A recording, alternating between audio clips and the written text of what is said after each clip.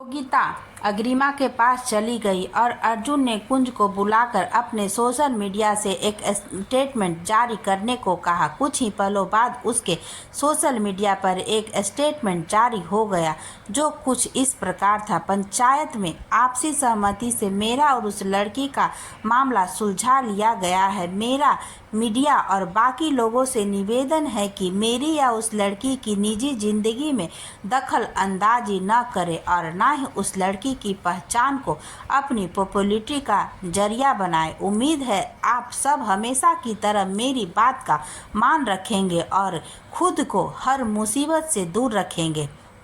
अर्जुन प्रताप सिंह के इस स्टेटमेंट में गुजारिश के साथ साथ चेतावनी भी थी। सब जानते थे कि अर्जुन प्रताप सिंह की बात न मानने का कितना बड़ा खामियाजा भुगतना पड़ सकता है। योगिता इस वक्त अग्रिमा के साथ उसके कमरे में थी और उसे चेक देने की कोशिश कर रही थी। अग्रिमा, योगिता जी, मैं ये नहीं ले सकती। मैंने आपसे कुछ ऐसा मांगा था जिसमें उनका एहसास हो। मुझे ये पैसे नहीं चाहिए। योगिता ने अग्रिमा की जिद से हारकर अर्जुन को फ़ोन लगाया। अर्जुन फ़ोन उठाकर हाँ बोल। योगिता परेशानी के साथ वो चेक लेने से मना कर रही है। अर्जुन, चैन दे दी क्या? योगिता, नहीं, अभी नहीं। अर्जुन, फ़ोन दे उसे, बात करवा मेरी। योगिता ने अग्रिमा के सामने फ़ोन करते हुए कहा। अर्जुन है, बात करो। अग्रिमा का दिल धक की आवाज़ के साथ उसे रुकता हुआ सा प्रतीक हुआ। योगिता के दोबारा आवाज़ देने पर उसने कांपते हाथों से फ़ोन लेकर अपने कान पर लगाया और कांपती ही आवाज़ में धीरे से बोला, हेलो। अर्जुन के कानों में वो मीठी सी आवाज़ पड़ी तो उसे भी एक पल को बेचैनी से महसूस हुई। अर्जुन खुद को संभाल कर बोला, योगिता ने बताया कि आप चेक नहीं ले रही हैं। अग्रिमा का लहजा बिल्कुल नरम था। जी, मैंने ये नहीं मांगा था अर्जुन, ये मैंने अपनी मर्जी से दिया है। जो आपने मांगा था वो भी भेजा है योगिता के साथ, पर वो आपको तभी मिलेगा जब आप ये चेक ले लेंगी। अग्रिमा, ठीक है। फिर फ़ोन कान पर लगाए हुए ही योगिता से बोली, चेक दीजिए। योगिता ने उसे चेक दे दिया तो अग्रिमा ने कहा, अब वो भी दीजिए जो मैंने मांगा था। अग्रिमा ने एक सोने की चैन अग्रिमा के सामने कर दी तो अग्रिमा ने वो चैन ले ली और फिर फ़ोन कान से लगाकर कहा, शुक्रिया चैन के लिए। अर्जुन कुछ सोचकर, आप श्योर हैं अपने इस शादी को निभाने के फैसले को लेकर? अग्रिमा, इस शादी में निभाने जैसा कुछ नहीं है। मुझे तो बस अपने बुजुर्गों का वचन निभाना है। अर्जुन के इसके बारे आगे कुछ कहा नहीं गया। उसकी मुश्किल समझकर अग्रिमा ने उससे कहा, भगवान आपको हमेशा खुश और स्वस्थ रखे। इतना कहकर उसने फ़ोन योगिता की तरफ बढ़ा दिया। योगिता ने अर्जुन से कुछ बात की और फ़ोन काटकर अग्रिमा से पूछा, मैंने इतना जोर दिया फिर भी आपने चेक नहीं लिया? अर्जुन ने ऐसा क्या कहा कि एक बार में चेक ले लिया आपने? अग्रिमा, उनके लहजे में जिद थी और शर्त भी, इसलिए लेना पड़ा, पर ये चेक भी हमेशा उनकी याद में मेरे पास रहेगा। योगिता, मतलब? अग्रिमा, मतलब वही जो आप समझ रही हैं। योगिता, तुम इस चेक को अकाउंट में नहीं लगाओगी? अग्रिमा, नहीं, और आप ये उन्हें नहीं बताएंगी? योगिता, क्यों? अग्रिमा, बस ऐसे ही। वही दूसरी ओर पंचायत ने मिलकर फैसला लिया कि सूर्य प्रताप जी ने पंचायत के फैसले को मानने से इनकार किया तो उन्हें जुर्माना देना होगा। जब तक रजत राज जी की पोती की दूसरी शादी नहीं हो या फिर वो अपने कहे अनुसार जीवन भर शादी नहीं करती, तब तक उस लड़की के भरण पोषण का जिम्मा अर्जुन प्रताप सिंह का होगा। अर्जुन प्रताप सिंह हर महीने 50,000 रुपये उस लड़की के खाते में जमा करेंगे। इस फैसले को मानने से राजवीर जी ने साफ शब्दों में मना कर दिया। उनका कहना था वो अपनी बेटी का पालन पोषण करने में समर्थ है और अगर उन्हें कुछ हो भी गया तो वो भी उन्होंने अपनी बेटी को इस काबिल बनाया है कि वो खुद को पाल सके। वहां बैठे अधिकतर लोग राजवीर जी की मनोदशा समझ सकते थे कि एक बाप पर इस वक्त क्या गुजर रही होगी। अथर्व ने अर्जुन की तरफ धीरे से झुककर कहा, तू बता दे ना पंचायत को कि तूने 1 करोड़ का चेक दिया है उस लड़की को। तब तक योगिता भी वहां आ चुकी थी। अर्जुन, नहीं, जहां तक मुझे लगता है वो लड़की चेक कैश नहीं करवाएगी। योगिता, अच्छे से समझने लगे हो एक दूसरे को, ये सब झंझट नहीं होते तो तुम दोनों परफेक्ट कपल होते। अर्जुन उसकी बात पर मुस्कुरा तक नहीं पाया। उसके लिए अब यहाँ रुकना मुश्किल होता जा रहा था। वो सोचकर आया था कि उस लड़की को समझाना पड़ेगा, मनाना पड़ेगा या मुआवजे की रकम के बारे में फैसला सोच समझ कर करना पड़ेगा। कितने हिसाब लगाए थे उसने अपने वकीलों और ऑफिस अकाउंटेंट्स के साथ कि उस लड़की को एक फिक्स रकम देनी है या हर महीने कुछ अमाउंट या फिर किसी कंपनी में हिस्सा। किसमें नुकसान है, किसमें फ़ायदा। 10 करोड़ के मुआवजे का सोचकर आया था वो, और उसके लिए जाने क्या क्या गणित लगाए थे उसने। पर इस लड़की ने उसकी सारी मेहनत पर पानी फेर दिया। मुआवजे में पेन या कॉफ़ी मग मांगा, वो भी इस्तेमाल किया हुआ। अर्जुन जान गया था कि वो 1 करोड़ का चेक भी वो नहीं लगाएगी।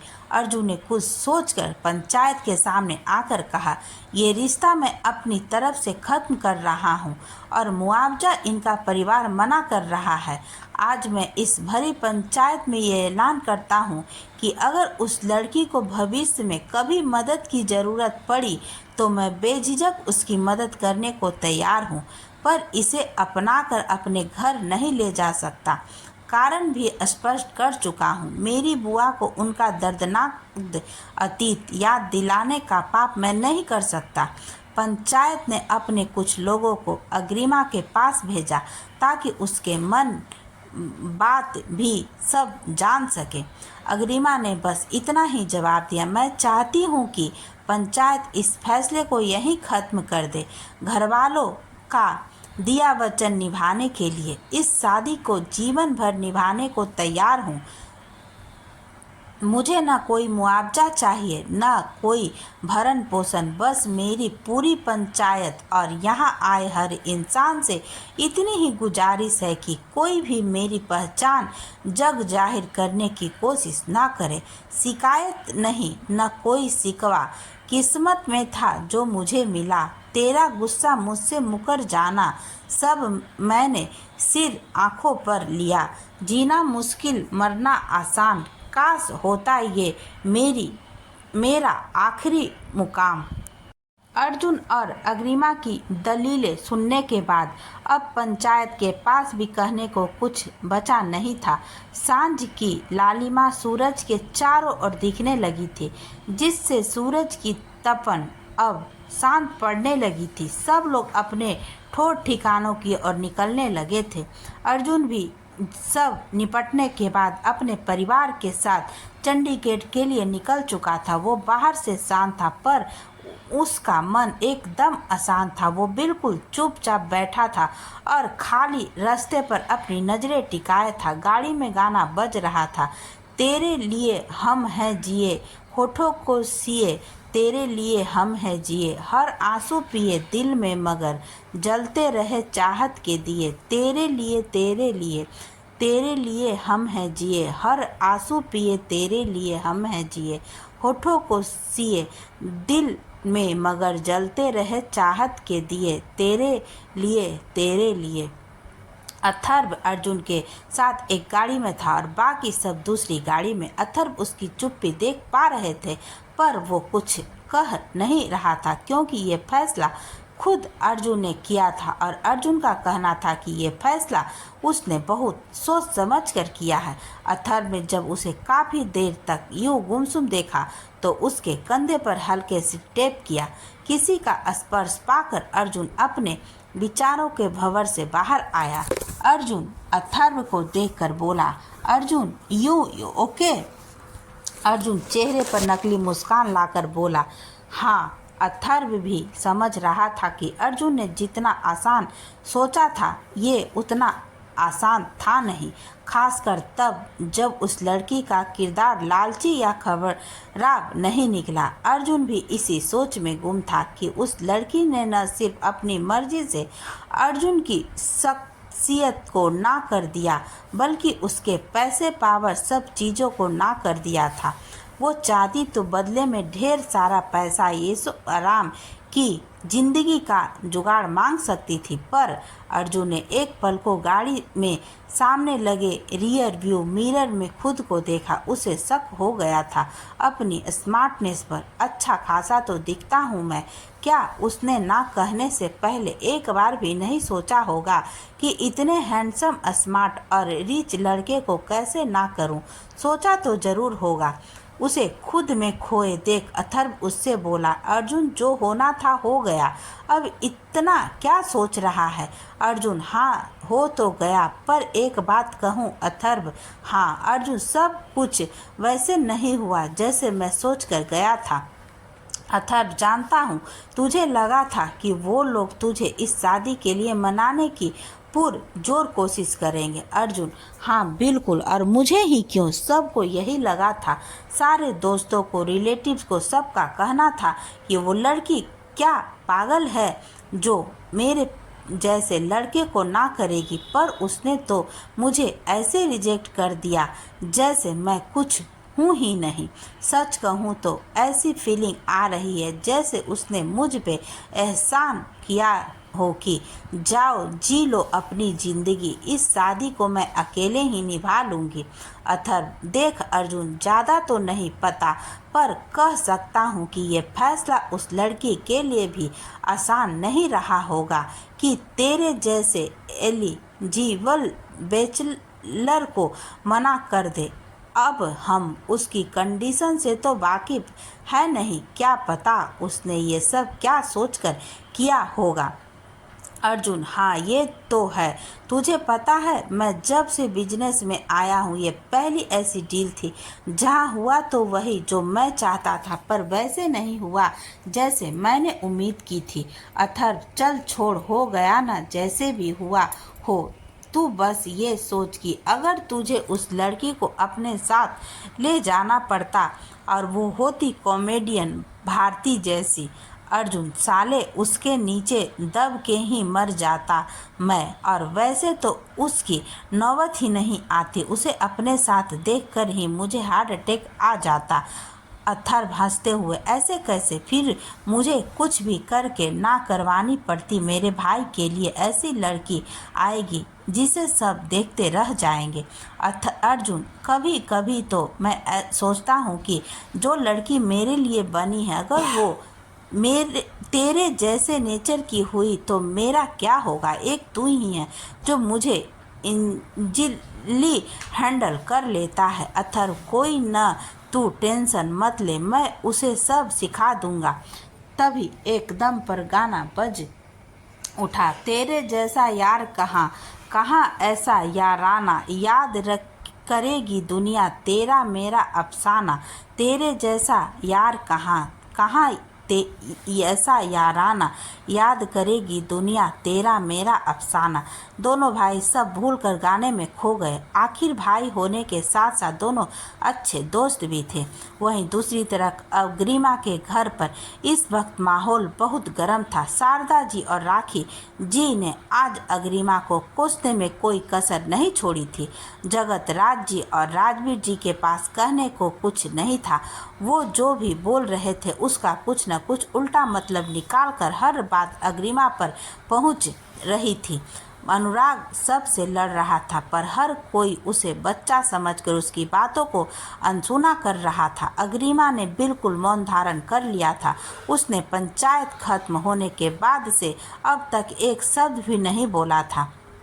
वो बस अपनी माँ संचिता की फोटो को सीने से लगाए अपने आने वाले जीवन को जीने की शक्ति भगवान से मांग रही थी। पूरी जिंदगी अकेले काटना, एक ऐसे रिश्ते को निभाना जिसमें सामने से बस ना उम्मीद हो, कोई पूछने या जानने तक नहीं आएगा। बस कुछ समाज के नकली पहरेदार होंगे उसे हर मोड़ पर ये बताने को कि उसे इस अकेलेपन को ही अपना साथी बनाना होगा। मुझे तो ये समझ नहीं आ रहा कि ये मनहूस मर क्यों नहीं जाती, न जाने कब तक हमारी छाती पर बैठकर मूंग दलेगी। राखी जी ने कड़वाहट भरे शब्दों का तीर अग्रिमा पर छोड़ा, पर अग्रिमा ने बिना किसी आह और बिना किसी पलटवार से उसे खुद पर झेल लिया। राजवीर जी अपनी बेटी के लिए ये सब नहीं सुन पा रहे थे तो वो गुस्से से बोले, बस बहुत हुआ राखी, अब अगर तुमने एक शब्द भी कहा तो मुझसे बुरा कोई नहीं होगा। राखी जी ने अपना मुंह बिचका लिया और पर शारदा जी ने अपना बड़बड़ाना जारी रखा। जगतराज जी उठकर अग्रिमा के कमरे की तरफ बढ़ गए। अंदर जाकर देखा तो उनके घर की लक्ष्मी अंधेरे कमरे में बेड पर पड़ी सिसक रही थी। यकीनन से ये आंसू अर्जुन के फैसले की देन तो नहीं थे। वो फैसला तो उसने हंसकर मान लिया था, ना ही ये आंसू उसके अपने लिए फैसले की उपज थे। ये आंसू तो उन कड़वे शब्दों की देन थे जो उसकी दादी और उसकी माँ द्वारा कहे गए थे। जगतराज जी ने उसके सिर पर हाथ फेरा तो स्नेह भरा स्पर्श पाकर उसका रोना और बढ़ गया। उसने पलटकर अपना सिर अपने दादाजी के सीने में छुपा लिया और भी जोर से सिसकने लगी। तब तक राजवीर जी भी वहां आ चुके थे। जगतराज जी उसे चुप करवाते हुए बोले, बेटा रो क्यों रही है? हम सब पहले से जानते थे कि ऐसा हो सकता है। वो रोते सुबकते हुए बोली, नहीं दादाजी, मैं इसलिए नहीं। राजवीर जी, इसलिए नहीं तो किस लिए बेटा? और किसी भी बात के लिए रोना ही क्यों? और तू तो हमारी बहादुर और समझदार बेटी है। हमारे किए वादे के लिए तू अपनी जिंदगी दांव पर लगा रही है। हमसे खुश नसीब कोई बाप या दादा नहीं हो सकता इस दुनिया में, पर हमारी मजबूरी और किस्मत देख, हमने अपने हाथों से अपनी बेटी की जिंदगी बर्बाद कर दी। अग्रिमा सुबकते हुए, नहीं पापा ऐसा मत बोलिए। तब तक अनुराग भी वहां आ गया था। वहां का नज़ारा देखकर उसकी आंखें भी नम हो गई थी। वो भी अपने पापा के गले लग गया, पर अनुराग की नम आंखें देखकर अग्रिमा का रोना एकदम बंद हो गया। एक लड़की के अंदर की बहन जाग उठी। यही तो होती है लड़कियां, नरम कोमल हृदय वाली। और फिर उसका और अनुराग का रिश्ता ही अलग था। दोनों के पिता एक थे पर माएँ अलग थी। अग्रिमा को जन्म वाली उसकी माँ संचिता उसके जन्म के 3 दिन बाद ही वो अपनी 2 दिन की बेटी की शादी नहीं बर्दाश्त कर पाई। उन्हें अपनी बेटी को हालत उस वक्त उस बेजुबान जानवर सी लग रही थी जिसकी बलि समाज के भले के लिए दे दी जाती है। संतीजा जी के बाद अपनी माँ की जिद और छोटी सी अग्रिमा को देखते हुए राजवीर जी ने राखी जी से दूसरी शादी कर ली। शुरुआत में तो राखी जी ने अग्रिमा को बड़े प्यार से रखा, पर धीरे धीरे वो प्यार घटता गया और ताने बढ़ते गए। अनुराग के पैदा होने के बाद से उन्होंने अग्रिमा के लिए कभी झूठा प्यार भी नहीं जताया। राजवीर जी को भी ये सब दिख रहा था, पर वो राखी जी से दूरी बनाने के अलावा कुछ नहीं कर पाए, क्योंकि जब भी वो राखी जी को डांटते या समझाने की कोशिश करते तो राखी जी का सारा गुस्सा अग्रिमा पर ही निकलता था। दरअसल तेजवीर के गायब होने के बाद से मलिक परिवार का न सिर्फ रुतबा घट गया बल्कि उन्हें अपने व्यापार में भी काफ़ी नुकसान हुआ था। शारदा जी और राखी जी के अनुसार अग्रिमा ही मनहूस थी कि उसके पैदा होने के बाद से परिवार में सिर्फ नुकसान ही हुआ है। राखी जी की नफरत तो इस कदर थी कि जब अग्रिमा तकरीबन 2.5 साल की थी और राखी जी अनुराग के साथ गर्भवती थी और उन्होंने उस 2.5 साल की बच्ची की जान लेने की कोशिश की। वो चाहती थी उनके आने वाले बच्चों को पूरे परिवार का प्यार मिले।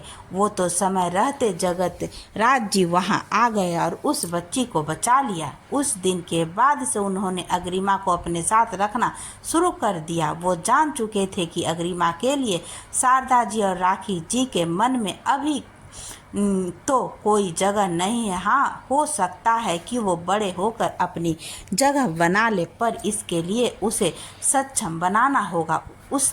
उन्होंने उसे पढ़ाया लिखाया, बहादुर बनाया, जिंदगी का सार समझा, ताकि कल को वो अगर न भी रहे तो भी अग्रिमा अपनी ज़िंदगी में हार न जाए। उन्होंने अग्रिमा को शुरू से ही सारी सच्चाई से अवगत कराया। वो नहीं चाहते थे कि ये समाज उसे अपने हिसाब से झूठ और सच का मिश्रण बताए। उम्र के दौरान के हिसाब से अग्रिमा को भी सब बातें समझ आने लगी थी। उसे कोई कुछ कहता तो आके सबसे पहले अपने दादाजी से उस बात की तह तक जाती। उम्र से पहले परिपक्वता आने लगी थी इसमें सबसे ज़्यादा हाथ था उसके दादाजी और उसके पापा का। ये समझदारी कौन वरदान था या श्राप, ये कोई नहीं जानता था। समझदार होने की कई बार भारी कीमतें चुकानी पड़ती है। मूर्ख बनकर जीना भी बहुत समझदारी है। वैसे तो अग्रिमा के पास जीने की कोई खास वजह नहीं थी, पर उसके दादाजी ने उसे सिखाया था कि आत्महत्या कायरता की निशानी है, पर उन्होंने उसे किसी भी हाल में जीना सिखाया था। उनका कहना था कि जब बुरे से बुरे हालातों में वो नहीं टूटे तो उनकी पोती, उनकी शिष्या कैसे टूट सकती है। फिर वो जब भी हारने लगी तो राजवीर जी और अनुराग आकर उसका हाथ थाम लेते। अग्रिमा को ये देखकर हिम्मत मिलती कि उसके दादा और पापा और भाई उसके साथ है। अनुराग के साथ उसका रिश्ता अलग ही है। वैसे तो अनुराग उससे तकरीबन 3 साल छोटा था, पर वो हमेशा ही उसे नाम से पुकारता था। राखी जी ने अनुराग को कभी भी अग्रिमा को आप या दीदी कहने नहीं दिया, इसलिए अनुराग उसे बचपन से ही अम्मू बुलाता था और इस तरह उसका रिश्ता भाई बहन से ज़्यादा दोस्ती का था। वो एक दूसरे से हर तरह की बातें करते। अग्रिमा खुद से भी ज़्यादा उसका ध्यान रखती थी और अनुराग वो भी खुद से मिलने वाली हर चीज़ में उसका हिस्सा अपनी माँ और दादी से छुपाकर अग्रिमा के लिए बचा कर रखता। अग्रिमा अपनी पढ़ाई के साथ साथ एक कंपनी में नौकरी भी करती थी। अब पढ़ाई पूरी हो गई थी तो अग्रिमा को एक अच्छे पद पर प्रमोशन भी ऑफर किया गया था, पर साथ ही उसे उसके लिए दूसरे शहर भी जाना पड़ सकता था। अग्रिमा ने अब तक उस ऑफर का जवाब नहीं दिया था, क्योंकि उसे पहले अर्जुन और पंचायत का फैसला जानना था। अग्रिमा कोरोना अब बंद हो चुका था। उसे अपने आगे वाले जीवन के बारे में भी कुछ फैसले करने थे। उसने कुछ सोचकर कहा, पापा मेरी कंपनी ने मुझे प्रमोशन ऑफर किया है। राजवीर जी खुश होकर, ये तो अच्छी बात है बेटा अग्रिमा, पर उसके लिए मुझे कहीं बाहर यानी दूसरे स्टेट भी जाना पड़ सकता है। जगत राज जी के चेहरे पर यह सुनकर सिकन आ जाती है। वो गंभीरता से बोले, पर बेटा तू अकेले। अग्रिमा मुस्कुराकर, अकेले जीने की आदत तो डालनी होगी ना दादाजी, और सच कहूँ तो मैं भी जाना चाहती हूँ। यहाँ रहकर यही सब बात याद आता रहेगा, और फिर आपने मुझे इस काबिल तो बनाया है ना कि मैं अकेले सब कुछ कर सकती हूँ। अनुराग पर अम्मू, अग्रिमा, अनु यहाँ रहकर कुछ हासिल नहीं होने वाला। हर रोज घर के क्लेश का कारण नहीं बनना चाहती। मैं कुछ न कुछ फैसला तो करना पड़ेगा। और फिर कुछ सोच, अगर मैं आज चंडीगढ़ चली गई तो तब भी तो दूर जाती ना सबसे। अनुराग उसकी बात सुनकर चुप हो गया तो अग्रिमा ने कहा, तू अपनी पढ़ाई पर ध्यान दे और बाकी सब टेंशन छोड़ दे। राजवीर जी अपने दिल को समझाते हुए, ठीक है बेटा तू जा, पर तुझे अपना किया वादा याद है ना। अग्रिमा उसके हाथों को थामकर, आप फिक्र मत कीजिए पापा, मुझे सब याद है और हमेशा याद रहेगा। अगले दिन अग्रिमा ने अपनी कंपनी का प्रमोशन ले लिया और निकल पड़ी एक नई जगह अपनी पुरानी यादों और वादों के साथ।